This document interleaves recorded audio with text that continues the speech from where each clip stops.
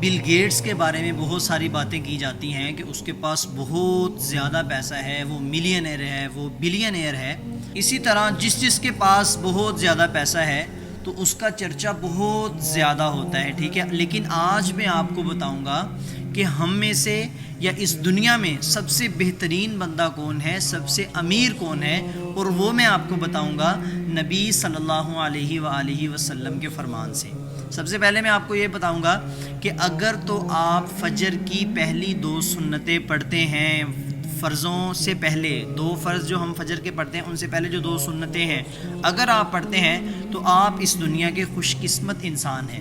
اگر آپ نہیں پڑھتے تو آج سے ہی شروع کریں کہ آپ نے بھی فجر کی 2 سنتیں بھی پڑھنی ہیں اور فرض بھی پڑھنے ہیں۔ آقا علیہ الصلاۃ والسلام نے فرمایا رکعتا علی الفجر خیر من الدنیا وما فیہا، فرمایا 2 رکعتیں فجر کی بہتر ہیں دنیا سے اور جو کچھ اس میں ہے۔ اللہ اکبر۔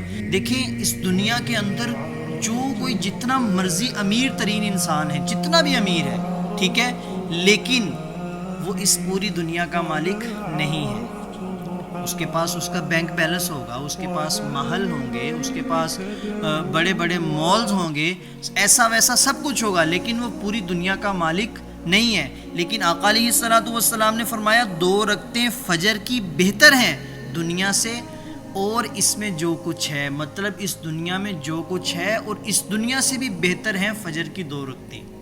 اللہ اکبر۔ آپ خود سوچیں کہ آپ کتنے بڑے امیر ہیں، آپ کتنے خوش قسمت ہیں، لیکن اس چیز کا ہمیں بعد میں پتہ چلے گا جو آقا علیہ الصلوۃ والسلام نے ہمیں فرما دیا۔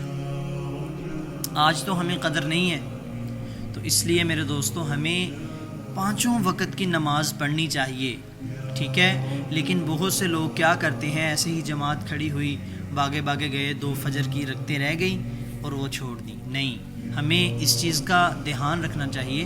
جزاک اللہ خیر۔ السلام علیکم۔